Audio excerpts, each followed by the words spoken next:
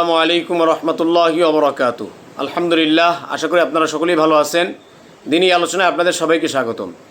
আমাদের এই দিনই আলোচনার আজকের বিষয়বস্তু হবে সাপ্তাহিক গুরুত্বপূর্ণ আলোচনা।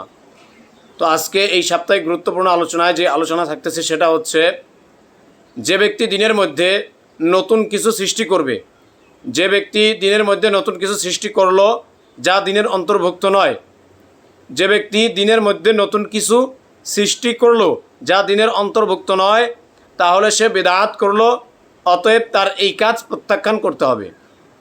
যে ব্যক্তি দিনের মধ্যে নতুন কিছু সৃষ্টি করলো যা দিনের অন্তর্ভুক্ত নয়, তাহলে সে বিদআত করলো এবং তার এই কাজকে প্রত্যাখ্যান করা হবে। বুখারী ও মুসলিম শরীফের হাদিস। আন আয়েশা রাদিয়াল্লাহু তাআলা আনহা ক্বালাত ক্বালা রাসূলুল্লাহ সাল্লাল্লাহু আলাইহি ওয়াসাল্লাম। হযরত আয়েশা রাদিয়াল্লাহু তাআলা আনহা থেকে বর্ণিত, তিনি বলেন, রাসূলুল্লাহ সাল্লাল্লাহু আলাইহি ওয়াসাল্লাম বলেছেন, মান আহদাসা ফি আমরিনা মা লাইসা মিনহু ফাহুয়া রাদ্দুন। মান আহদাসা ফি আমরিনা, যে ব্যক্তি আমাদের এই দিনে নতুন কিছু সৃষ্টি করবে। মান আহদাসা ফি আমরিনা, যে ব্যক্তি আমার এই দিনে নতুন কিছু সৃষ্টি করবে, মা লাইসা মিনহু, যা দিনের অন্তর্ভুক্ত নয়, মা লাইসা মিনহু, যা দিনের অন্তর্ভুক্ত নয়, ফাহুয়া রদ্দুন, তাহলে তা প্রত্যাখ্যান করা হবে, বর্জন করা হবে। তাহলে তা প্রত্যাখ্যান করা হবে, বর্জন করা হবে। অর্থাৎ আয়েশা রাদিয়াল্লাহু তাআলা আনহা থেকে বর্ণিত, তিনি বলেন যে রাসূলুল্লাহ সাল্লাল্লাহু আলাইহি সাল্লাম বলেছেন, যে ব্যক্তি আমাদের এই দিনের মধ্যে নতুন কিছু সৃষ্টি করবে, নতুন কিছু অন্তর্ভুক্ত করবে যা এই দিনের অন্তর্ভুক্ত নয়, তাহলে তার এই কাজ, কথা, এগুলো কী করা হবে? প্রত্যাখ্যান করা হবে, বর্জন করা হবে।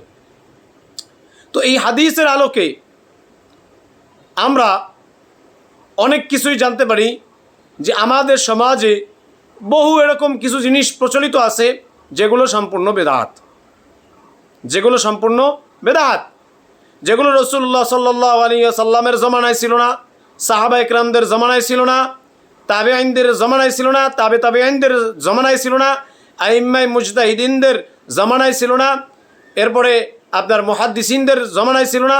এরকম করতে করতে দেখা যায় কিছু জিনিস আছে যেগুলো 700 বছরের পরে তারপরে আবির্ভাব হয়েছে এবং তারা এগুলোকে কোরআন এবং সুন্নতের মধ্যে অন্তর্ভুক্ত না, কিন্তু তারপরও তারা এটাকে শরীয়তের অন্তর্ভুক্ত, এগুলোকে দিনের অন্তর্ভুক্ত বলে চালিয়ে দেয়। তাহলে নিঃসন্দেহে এই কাজগুলো বেদাত। এবারে সেই কাজগুলো কি কি সেটা আর বলার বাকিই রাখে না। সেই কাজগুলোর বিষয়ে আমরা যদি দেখি তাহলে বিভিন্ন ধরনের মিসাল দেখতে পারি।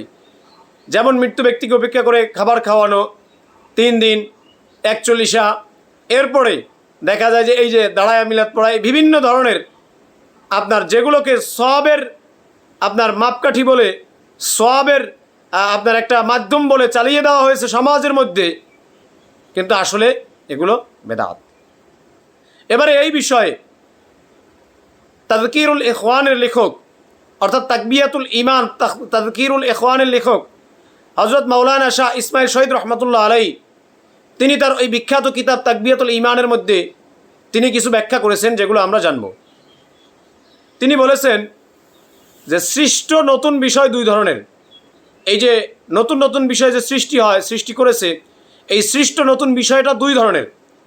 1 নম্বরে, 4 যুগের কোনো এক যুগেও তার প্রয়োজন দেখা দেয়নি। নতুন যে সৃষ্টি হয়েছে যে জিনিসটা, এটা 4 যুগের কোনো এক যুগেও আপনার তার প্রয়োজন দেখা দেয়নি, কিন্তু পরবর্তী সময়ে তার প্রয়োজন দেখা দিয়েছে।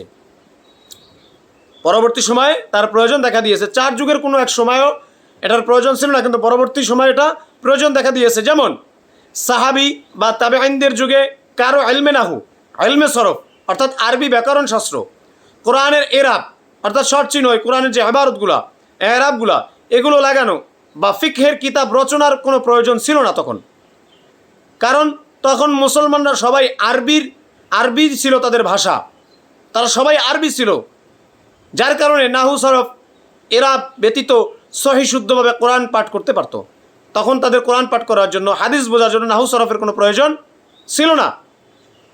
এরপরে অধিকাংশ মানুষই মাসালা জানত তাদের সময়, তাদের মাঝে মতবিরোধও কম ছিল। আমাদের সমাজে যেরকম মতবিরোধ বিভিন্ন ধরনের, এই মতবিরোধ তাদের সময় ছিল না। তাদের ফিকহের কিতাব বা ফতুয়ার কোনো প্রয়োজন ছিল না। কিন্তু তার পরবর্তী সময়ে যখন ইসলাম ইরান, তুরান ও হিন্দুস্তানের মধ্যে ছড়িয়ে পড়ে, এখন আমাদের এই হিন্দুস্তানের ভাষা, ইরানের ভাষা, তুরানের ভাষা এগুলো তো আর আরবি ভাষা না। তো যেহেতু এগুলো ছড়িয়ে পড়ার পরে তখন নাহু, সরফ, ফিক ইত্যাদি প্রয়োজন দেখা দিয়েছে। তো এই যখন দেখা দিয়েছে এবং কোরআনের আয়াত ও হাদিসের ইশারার আলোকে এসব বিষয়ের গ্রন্থ প্রণয়ন, মানে এসব বিষয়ে গ্রন্থ অর্থাৎ বই বানানো হয়েছে, বই লিপিবদ্ধ করা হয়েছে। কেন?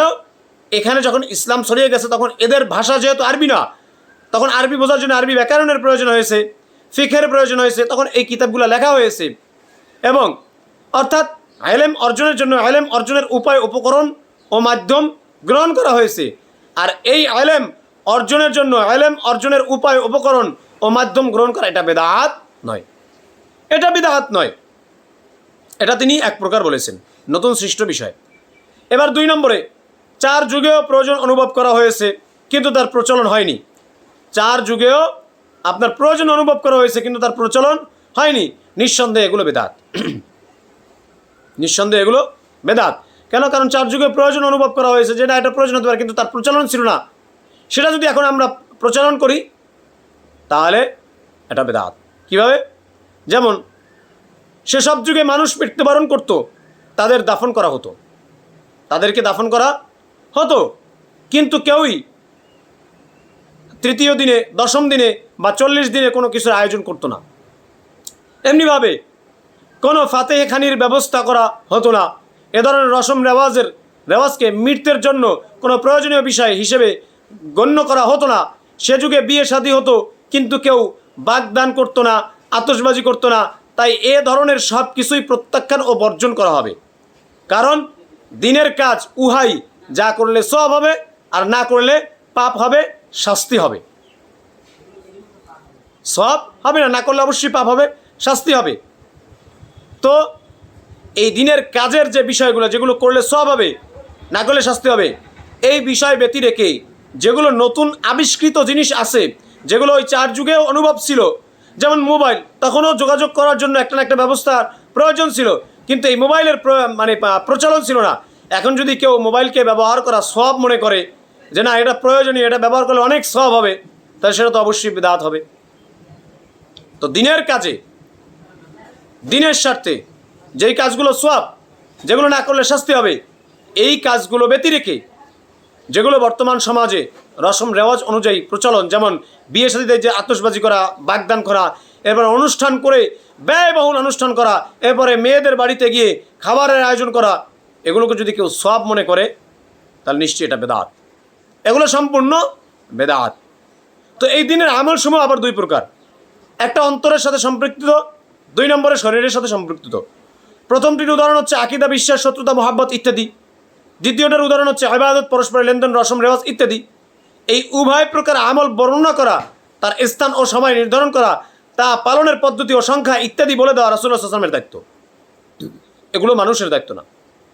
তো এগুলো যেহেতু রাসূলুল্লাহ সাল্লাল্লাহু আলাইহি ওয়াসাল্লাম আমাদেরকে বলে দিয়ে গেছেন, অতএব যেগুলো তিনি বলে দিয়ে যাননি, যেগুলো কোরআন হাদিস থেকে আপনার খুঁজেও পাওয়া যায় না, যেগুলো ওলামায়ে কেরামের থেকে কোনো আপনার দিক নির্দেশনাও নেই, ওলামায়ে কেরামের দিক থেকে যেগুলোর কোনো প্রমাণ পাওয়া যায় না, সেগুলোকে আমরা বরঞ্চ সেগুলোকে বেদাত বলে, সেগুলোকে আমরা সওয়াব বলে, বা নিজেদের ইজতিহাদ অনুযায়ী নিজেরা মুস্তাহিদ হয়ে সেগুলোকে সমাজের মধ্যে প্রচলন করা, এটা নিঃসন্দেহে বেদাত। আমি কোনটার কথা বলতেছি সেটা আপনারা লক্ষ্য করেই বুঝতেছেন। বিভিন্ন ধরনের বিভিন্ন জিনিস আছে যেগুলো সওয়াব বলে মানুষ আপনি আমল করে, কিন্তু সেটা রাসূলের যুগেও ছিল না, রাসূল সাল্লাল্লাহু আলাইহি ওয়াসাল্লাম নির্দেশও দিয়ে যান নাই, ওলামায়ে কেরামও সেটা নির্দেশ দেন নাই, বা ওলামায়ে কেরামের কাছ থেকে সে ধরনের কোনো কিছু পাওয়া যায় না, বরং সেটাকে অধিকাংশ ওলামায়ে কেরামই বেদাত বলে, যে আরব কান্ট্রিতে সব জায়গায় বেদাত বলে এগুলোকে, কিন্তু এগুলোকে আমাদের সমাজে ছড়িয়ে দিচ্ছে আর ইবাদত সওয়াব মনে করা হচ্ছে। আমি বলবো নিঃসন্দেহে এটা বেদাত। অতএব রাসূলুল্লাহ সাল্লাল্লাহু আলাইহি ওয়াসাল্লাম বলেন যে আমার এই দিনে নতুন কিছু সৃষ্টি করবে যে ব্যক্তি, আমার এই দিনের মধ্যে নতুন কিছু সৃষ্টি করবে যা এই দিনের অন্তর্ভুক্ত নয়, তাহলে তা প্রত্যাখ্যান করা হবে, বর্জন করা হবে। অতএব যেগুলো আমাদের সমাজে সাহাবায়ে কেরাম থেকে, নবী থেকে কোরআন হাদিস থেকে, ওলামা ইকরামের থেকে আপনার প্রমাণিত নয়, সেগুলোকে যারা দিনের সওয়াব হিসাবে প্রচলন করিয়ে দেয়, চালিয়ে দেওয়া হয়, সেগুলোকে আমরা প্রত্যাখ্যান করবো, কেন সেগুলো বেদাত। আল্লাহ পাক রব্বুল আলামিন আমাদের সবাইকে এই নতুন নতুন সৃষ্ট যে বেদাতগুলো আছে, যেগুলো দিনের ক্ষতি করে, যেগুলো আমাদেরকে জাহান্নামের দিকে নিয়ে যাচ্ছে, আল্লাহ তাআলা এই বেদাত থেকে আমাদের সবাইকে হেফাজত করুক, আমিন। ওয়া আখির দাওয়ানা আলহামদুলিল্লাহি রাব্বিল আলামিন। আসসালামু আলাইকুম ওয়া রাহমাতুল্লাহি ওয়া বারাকাতুহু।